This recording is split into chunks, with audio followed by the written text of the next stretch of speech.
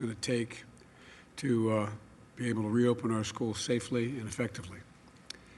And back to school has always been a special time. It is in your families and mine, but particularly in mine, because for all the years Jill and I are married, she was going back to school too as a teacher. Jill's an educator, and she'll be the first one to tell you that this should be a season of promise for our country. Times when classrooms are crackling with the possibilities of the new year, students' hopes, and all about the future. But this year, we're facing the most difficult circumstances, and we're seeing an awful lot of heart and a lot of grit from our educators, our students, and to try to rise to the occasion here. But our government hasn't come up to that bar. They haven't shown much grit at all or determination. Let me be clear. If President Trump and his administration had done their jobs early on with this crisis, American schools would be open, and they'd be open safely. Instead, American families all across this country are paying the price for his failures and his administration's failures. Like many of you, because you're all reporters, you also have a lot of friends and you have children, and you're probably hearing the same thing I'm hearing throughout this pandemic. They're struggling to figure out how to do the right thing, but they're worried. They're worried like the devil. What does it mean for my kids?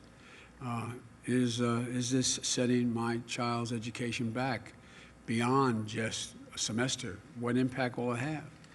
How's my child going to catch up? What if I'm not doing enough to help my child succeed? All those questions, the self-doubt that's been engaged. President Trump may not think this is a national emergency, but I think going back to school for millions of children and the impacts on their families and the community is a national emergency. I believe that's what it is. Protecting our students, our educators, our communities, getting our schools open safely and effectively. This is a national emergency. But President Trump still doesn't have any real plan for how to open our schools safely. No real plan for how to help parents feel secure for their children. He's offering nothing but failure and delusions. From the start to finish, the American families and our children are paying the price for his failures. Failure to take this virus seriously early on in January and February, and it's spread around the globe. Failure to take steps we needed back in March and April to get this pandemic under control, to institute widespread testing and tracing, to control the spread. Failure to provide clear national science-based guidelines to state and local authorities. And failure to model even basic responsibility like socially distancing and wearing a mask. And failure to make sure educators and administrators have the equipment, the resources, and the training they need to open safely under the circumstances we find now. Donald Trump and Secretary DeVos haven't stepped up, and we're all seeing the results. Millions of students are now starting the new school year in the same way they finished the last one, at home. At home. Parents are doing their best, but more and more we're finding themselves at wit's end, struggling to balance work and child care and educational duties, or worrying about their lost paycheck and how they'll make ends meet while trying to keep their kids on track with remote learning. Educators are taking on countless hours of additional training to learn how to use remote learning tools so they can still be there for their students, but they're worried about all the kids who used to count on our schools, all those children who need it so badly, and particularly those children who need more than the education. They provide their meals and safe places to spend the day. You know, we're all concerned about making sure COVID-19 doesn't further exacerbate the disparities that already have existed in our educational system for so many poor children and in so many communities of color. It's unacceptable, and it can't go on like this. We all want our schools to reopen safely with a plan that prioritizes the health of our students and our educators and staff alike. I laid out my plans back in June and July, a roadmap for how to reopen safely and effectively. You can read them by going to joebiden.com. We need straightforward, common-sense solutions, but Trump refuses to act, starving schools of the needed funding they need now. Now. They needed it beginning of the summer. Now, Trump's FEMA director is cutting schools loose. Just yesterday, FEMA announced that they're not, after helping 3 districts, I think it was 3, they announced that they're not going to help pay for cloth masks, other PPE, or for school settings, cleaning those basic health needs for sanitize, everything from the laboratories to the classrooms, and safety costs for schools that don't qualify for emergency assistance. This is an emergency, Mr. President. This is an emergency.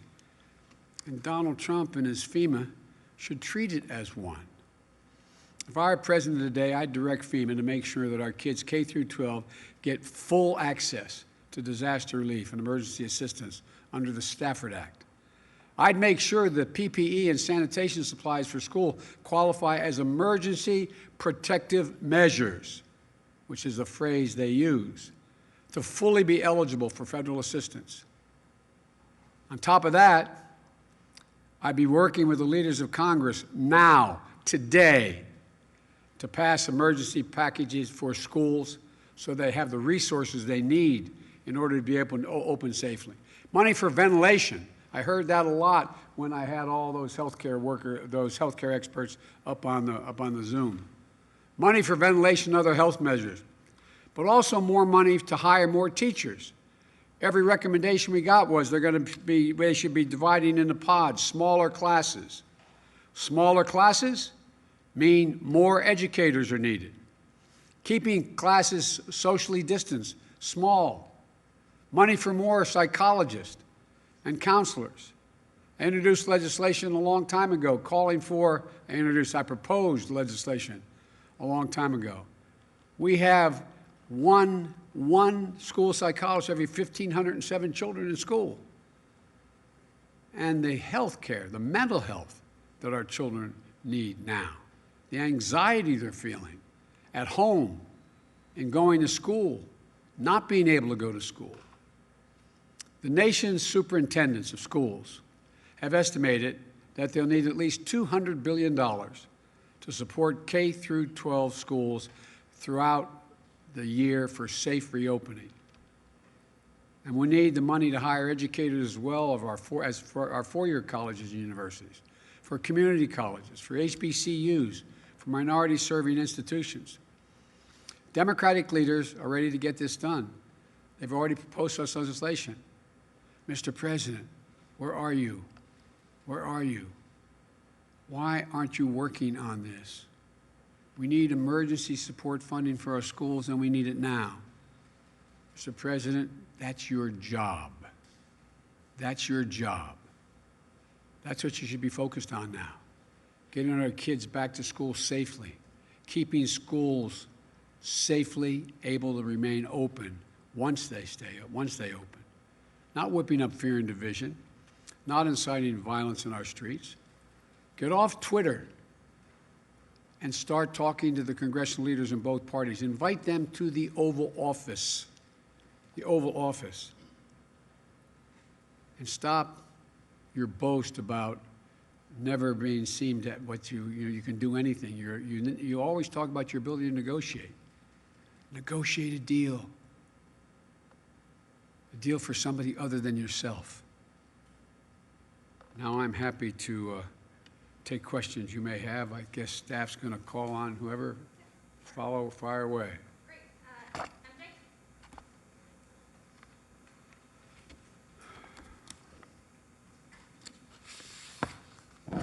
Thank you, Mr. Vice President.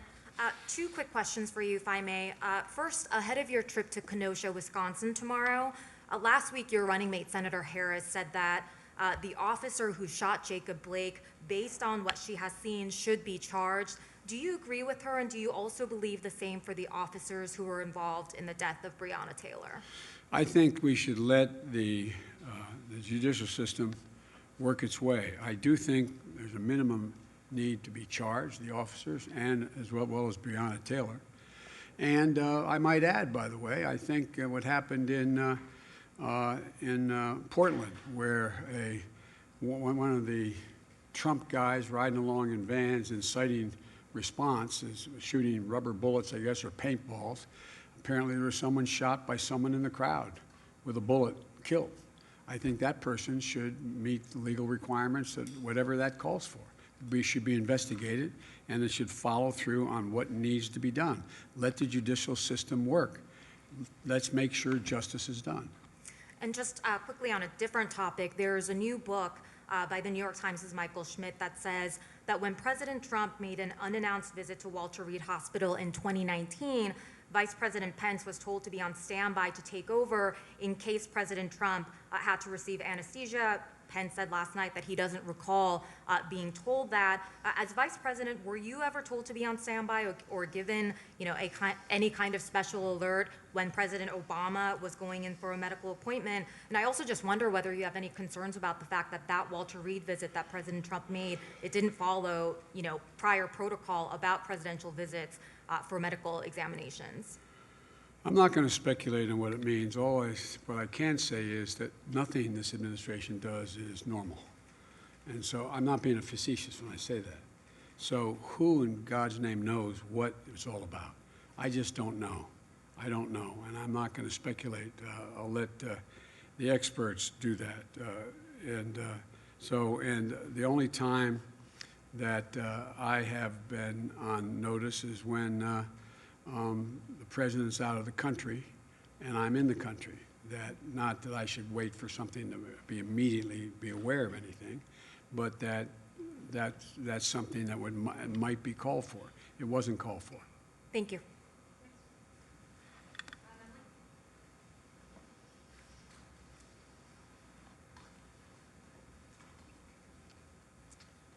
Thank you, Mr. Vice President. Yeah. On this visit to Kenosha tomorrow, local Democratic officials, including the governor, had previously discouraged President Trump from visiting. And just yesterday, the president of the local NAACP said he didn't want to see either of the candidates, including yourself, visit, that this is such a sensitive situation in the city.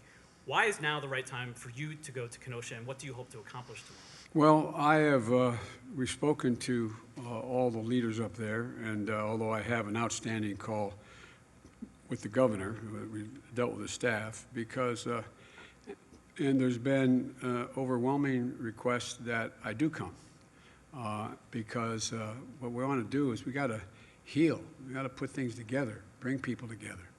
And so my purpose in going will be to do just that, to be a positive influence on what's going on, talk about what need be done, and try to see if there's a beginning of a mechanism to bring the folks together. We have to heal. This is about making sure that that we move forward.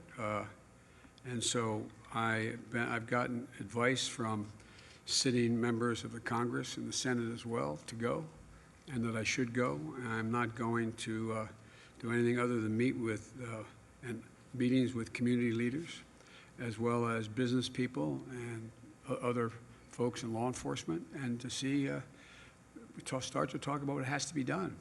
I'm not going to tell Kenosha what they have to do, but we have to do together. The idea that we are saying, the president's encouraging people to retreat to their corners and keep this moving is just a mistake. I've spent my whole life, including in this city you're in right now, bringing people together, bringing the community and police officers together, bringing business leaders and civic leaders together. And so that's my purpose in going. And on the fact that you're traveling to Wisconsin at all, I believe this is only the third time in the last few months since the onset of the pandemic that you'll be on a plane. You've talked about how you want to make sure you follow all the advice of your doctors in terms of campaigning safely. But the question we keep hearing from voters, from others, is why aren't you out there more? You may be aware the president was calling into question your campaign schedule today. How far are you willing to push the envelope of what's safe in order to get your message out and to be among the voters, speak to them directly? Well, I think my message is getting out based on what all the polling data shows and the millions of people who've watched what I've had to say and the circumstance in which I've said it. But I would like to get out more. But I think a president has a responsibility to set examples, set the right example for how to get out. Not go out and not wear a mask, and not to have large crowds of people standing next to one another not wearing masks, not being the potential cauldron for significant outbreaks of COVID. And so what I've done is I've met with, via what I did this morning with the medical experts. And so we've worked out a protocol where how I get in the plane, what kind of plane I get on, how it's sanitized, how I engage people. It's like when I'm engaging all of you everywhere I go. It's always at a safe distance, and everybody's wearing masks. And the vast majority of people that I'm meeting with that come into my home and staff and the like, they're all tested as well. So I'm just trying to set the example. Wearing the protective gear, a mask, which I have with me. I'm able at this distance to take it off, number one. Number two, making sure that we proceed in a way with adequate social distancing and do it the right way. And last quickly, they announced the format and the moderators of the presidential debates today. NBC's Kristen Welker batting cleanup for that last presidential debate. Is there anything, you've said you'll participate, is there anything that could dissuade you from participating, and how have you begun to prepare? Well, I've begun to prepare by going over what the president has said, the multiple lies he's told. What I'd love to have is a crawler at the bottom of the screen, a fact checker, when we speak. If we really wanted to do something, I think that would make a great, great debate if everything both of us said was instantly fact checked by an agreed to group of people out there that we move forward. But that probably wouldn't get very far in the debate. No, I'm looking forward to debating the president, and I'm going to lay out as clearly as I can what I think we have to do to bring this country back and build it back better. And I'm looking forward to the debate. Thank you, sir. Great. One up front and here.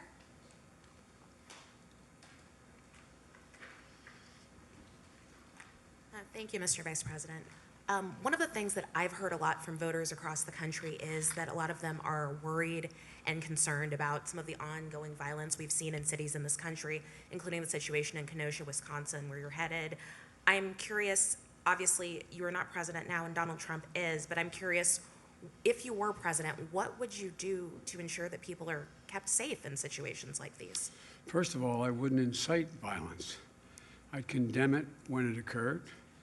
I would move to, look, the vast majority of police officers are good, decent, honorable women and men. They pin on that shield every morning, and they have a right to go home that night safely. The vast majority. But just those who are not good cops, all the police I've dealt with my whole life, and I've been dealing with, I've gotten overwhelming support from law enforcement through my whole career. They're the ones that want to get rid of the bad cops even more than anybody else does, because it reflects on them, number one. Number two, I would make sure everybody understood, if I were president, that any violence, protesting is a right and free speech is a right. But to engage in violence, burning, looting, and the rest in the name of protesting is wrong. And the persons should be held accountable for their actions. And so what I'd be doing is I'd be bringing people together in the White House right now. I'd be having that police commission set up. I'd have law enforcement at the table. I'd have the community at the table. I'd have people and saying, how do we get through this? What do we do to deal with this? Because I believe the vast majority of the community at writ large, as well as law enforcement, want to straighten things out, not inflame things. But this president keeps throwing gasoline in the fire every place he goes. I noticed, and I didn't watch much of it, but I watched the reports from all of you, not all, from the press. And, when he was asked about what should be done with regard to a young man shot in the back 7 times in front of his children, I didn't hear much of anything come from him. What should we be doing about it? And he went down the line. So I wish he'd take responsibility. As much as he'd like to be running against somebody else, he's running against me, Joe Biden. And the fact is that he is not acting very responsibly.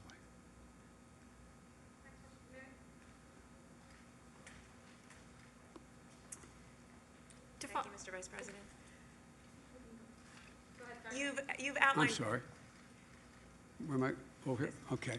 You've outlined your plan to reopen schools safely, but what about what happens in the interim? Right now, millions of parents across the country are facing this very impossible task of trying to work full-time right. and help their children full-time to learn virtually. What is your message to these parents, and what can you do to help them while you work to reopen schools? Help is on the way. I've laid out a clear plan for child care, a clear plan for starting early education as well, so 3 and 4 and 5-year-olds are in school and like, but I'm not president right now. What we should be doing is we should be providing for more help for people who in fact are trying to juggle the choice between, do I stay home with my 3, 4, or 5-year-old and take care of them in the middle of this COVID problem, or do I go to work and earn a salary? What do I do? And so that's why I have a major initiative to deal with child care and elder care, so people can be adequately paid to come and take care of folks, children, as well as the elderly that you may be taking care of, a parent, a husband or wife may be taken care of, as well as making sure that those folks are able to get back to work. And that's why focusing on daycare centers and making sure they're safe and healthy now is equally as important as almost as equally important as dealing with schools. And we should be providing all of the PPE and all of the safety that is necessary in sanitary capacity to allow them to open. Hundreds of them have been opening because some states have gone in and done that. There should be universal guidance coming from the President of the United States of America. There should be basic standards to how, in fact, in what circumstances you can safely open a daycare center. You can safely open a child care center. In addition to that, in the future, the idea, this has brought home a number of glaring problems we have in America, this whole pandemic and what's happened in terms of jobs. The idea that we're in a situation where you have so many parents who have to make the difficult choice as a single parent or both working parents to decide whether one gives up their salary and stays home with a child under the age of 5 or 6, and or somehow leaves them with somebody that is not particularly qualified and goes to work so they can earn a living, is a choice that is not, we shouldn't be making. We're the only industrialized country in the world that forces people to make that kind of choice. So there should be, no one should have to pay more than 7% of their income to provide for child care and be able to go to work. This is something that is a major element of my Build Back Better program. But in the meantime, the most important thing that can be done is have CDC issue really straightforward guidelines on what circumstances you should be able to open up your daycare center or your child care center now. And there should be clear standards. And states should have the wherewithal to be able to go out and inspect those facilities now. But you know, one thing I haven't mentioned, and I think it warrants mentioning, you know, one of the things we did, remember, when we inherited the Great Recession and we were going into the tank, heading off the cliff or heading to a depression, I was able to convince 3 Republicans to change their vote, and we ended up with the so-called Recovery Act, which spent over $800 billion in 18 months, kept us from going into depression. But what did we do? We spent billions of dollars making sure that states were able to maintain their essential workers. Everyone from their fire departments, their school teachers, their doctors, their nurses, their public hospitals. Now what's happening? This Republican administration will not support that, and the Republican leadership in the United States Senate will not support it. So what's happening? We don't have that help. It's not out there. And states are in real trouble. And to quote my good friend Mitch McConnell, he says, let the states go bankrupt. States have to balance their budgets under the law. Communities, counties, cities, They have to balance their budget. There's a reason why the federal government is able to run a deficit, to compensate in times of real economic crisis. And what's happening? Nothing. Nothing. And guess what? We came out of that recession with the longest spurt of economic growth of any administration in American history. But these guys I don't see, and I could go on. Businesses. Look at the money that was passed under the CARES Act for businesses, small businesses, to be able to stay open. You got tens of thousands of them going out of business, many of them permanently. Why? Because the money didn't get to small businesses. They're not open. We should be dealing with those businesses that have been burned out and damaged. We should be providing federal help for those businesses to get back on their feet. But this administration seems to think it's all of a sudden going to go away, like angel dust is going to be sprayed around. Everything's going to be okay. I just don't get it. They have to know better.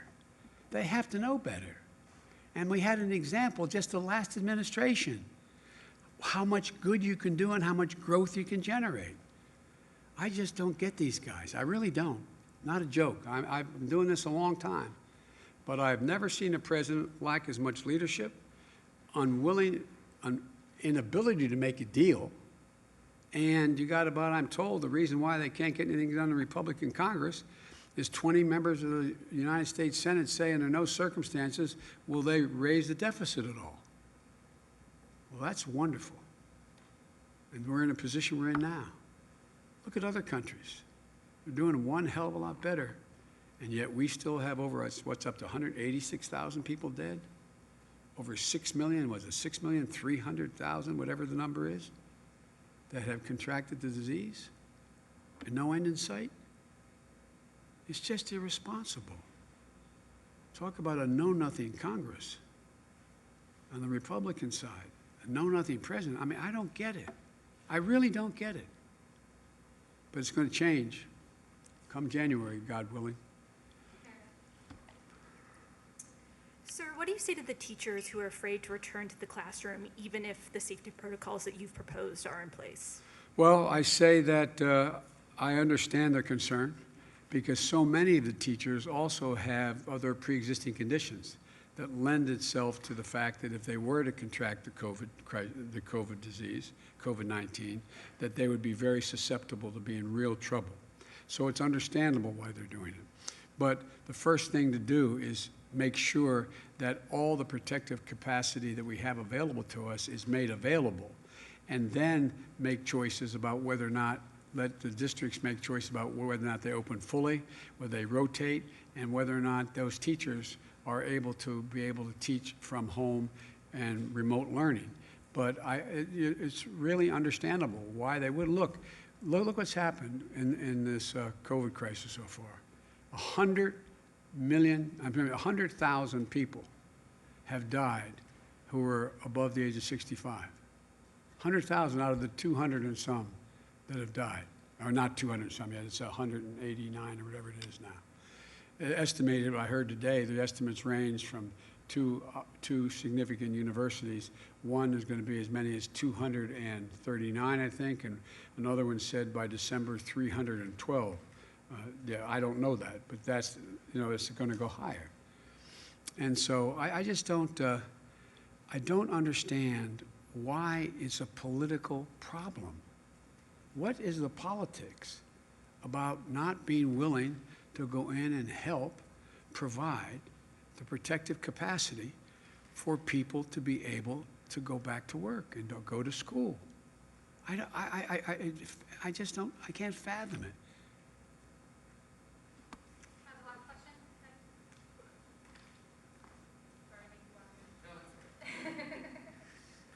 Thank you, Mr. Vice President. You talked today about reopening schools.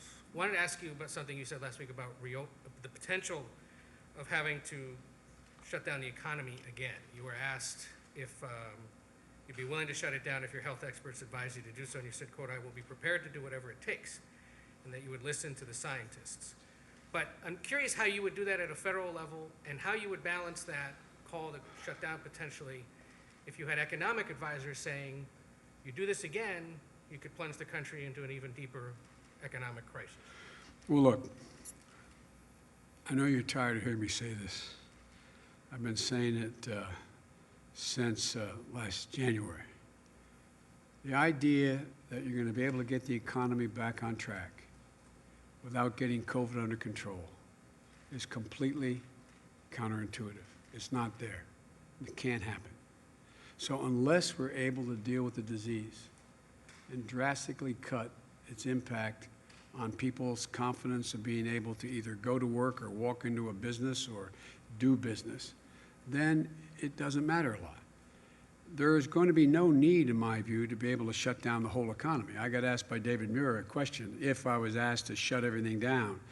I took that as a generic question, am I going to follow the science? I am going to insist, and I insist now without any authority, that every responsible person in this country, when they're out in public or not with a cohort that they have lived with because they know they haven't spread it to your husband, wife, et cetera, that they wear a mask, and keep socially distanced. You can take a mask off when you're 12, 15 feet away, but I would really, really make the case. And by the way, when I find these folks talking about my freedom, I talk about patriotism. Why do you wear a mask? To protect your neighbor, to keep someone else from getting sick and maybe dying. I call that patriotic. This is the United States of America. Every generation has made sacrifices to help others in moments of crises. But sir, you don't see, you had suggested there would be some kind of a federal mandate about masks, and now you're saying No, you would encourage people? No, here's what I suggested was I would ask every person in authority. There's a question whether or not a president under the Constitution could mandate everyone wear a mask. And remember, all during the primary, I'd have a lot of people telling me I would, by executive order, do. I'm a constitutionalist. You know, you can't do things the Constitution doesn't allow you the power to do. What I would be doing is putting as much pressure as I could on every governor, every senator, every mayor, every county executive, every local official, and everyone in business, putting pressure on them to say, what you're doing is irresponsible. Make sure you wear a mask and maintain social distancing. And the vast majority of the American people accept that notion. One more quick campaign question. You raised $364.5 million, your campaign in the DNC last month, record for a monthly haul, apparently. How are you going to spend it? You want to go to dinner? No. I tell you what, look, what I'm having to spend a lot of it on is to counter the lies that are being told by Trump's campaign and Swift voters out there, the new PAC. But what I'm trying to do is spend most of that. And by the way, I think the average contribution was like $40. We have over 1,600,000 people who contributed in the middle of this economic crisis, somewhere between $5, $10, $15. I'd say that shows some genuine enthusiasm about wanting to make sure that we have a chance of becoming President of the United States. And so what I will spend most of it doing is trying to explain to the American people how I want to unite the country, what I want to do to make the country better, why I'm so confident we can do it, why I'm so confident that we can bring the country together and be in a better position than before this crisis occurred. Because there's been so many fissures exposed as a consequence of what's happened that people are now realizing, my Lord, I didn't know that people in that circumstance didn't have that kind of help. I didn't know whatever. And so I think we have an enormous opportunity to bring the country together and once again lead the world. And you've heard me say it 100 times, not just by the example of our power, but the power of our example. Thank you all so very much for taking the time. Thank you. Thank you. I know you always ask a hostile question, but go ahead. Hostile question? No, go ahead. Fire away. Thank you so much. So, you said, and you have said recently, that you warned, I'll step up to the mic so they can hear us at home. You said that you warned President Trump in January that there was going to be a pandemic and what needed to be done. If you knew that, then why were you still hosting crowded campaign rallies in March? No, what I talked about was not what had to be done. What I said, you got to take this seriously. You've got to insist that we have access to Wuhan. Insist that we have access in China to find out for ourselves. We had 44 people from CDC there. You cannot continue to talk about the president of China saying he's done a marvelous job. He's doing a great job. When it got up to March, I kept saying, look, you've got to invoke, and you remember, I think I was the first, I may be mistaken, person calling about the Defense Production Act. We don't have enough of the, it's amazing we use a phrase like PPE and the public knows what that is now, but protective equipment and gear and ventilators. Use that authority. Use it to go out there now and don't wait. And don't wait to talk about the need for us to have masks, and don't wait to talk about, that's what I talked about. And then I began to lay out for him, we actually had a conversation.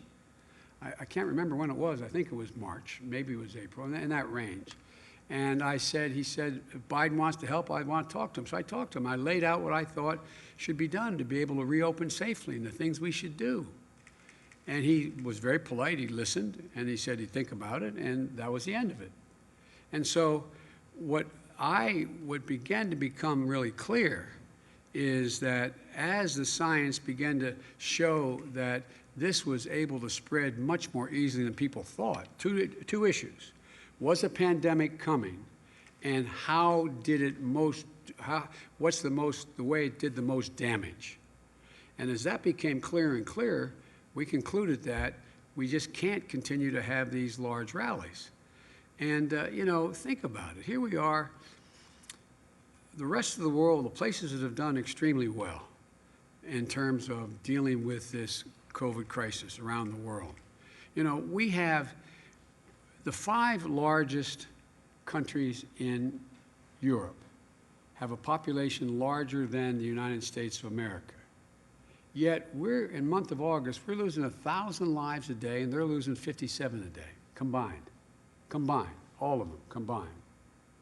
So I just don't, as we learn more, and we did learn more, and by March and April, we knew a whole heck of a lot more, why weren't we doing what needed to be done? Why are we being told that don't we have plenty of protective gear? And the one big thing that I did push a lot on, I wasn't the only one, was on the need for testing and tracing and moving rapidly to make sure that you had the capacity to test and trace before it got so out of control. We need to do that now. But here's the thing, I'll end with this. I apologize for keeping you. Oh, well. Yeah. The thing that I just don't quite understand is when it's clear that some of the things that the president says are simply not true relating to this crisis. And when enormous pressure is put on professionals in the administration, from the CDC to NIH, across the board, why do we think, God willing, when we get a vaccine that is good, works, why do we think the public's going to line up to be able to take being willing to take the injection? We've lost so much confidence, the American people, in what's said. Because we're finding out, again today, plasma, well, that doesn't quite work the way we were told it was. Hell of a lot of pressure put on that person to say that. This president has said so many things that are untrue, that are just wrong. In order to do anything, he looks at it in one way. If the stock market is high and it's moving, and we're reducing the number of people who are in real trouble economically, then it doesn't matter what I say. That's the objective. That's the objective. The objective is to keep the American people safe so we can begin to get back to normal, rebuilding our economy and bringing back economic growth. Thank you all very much.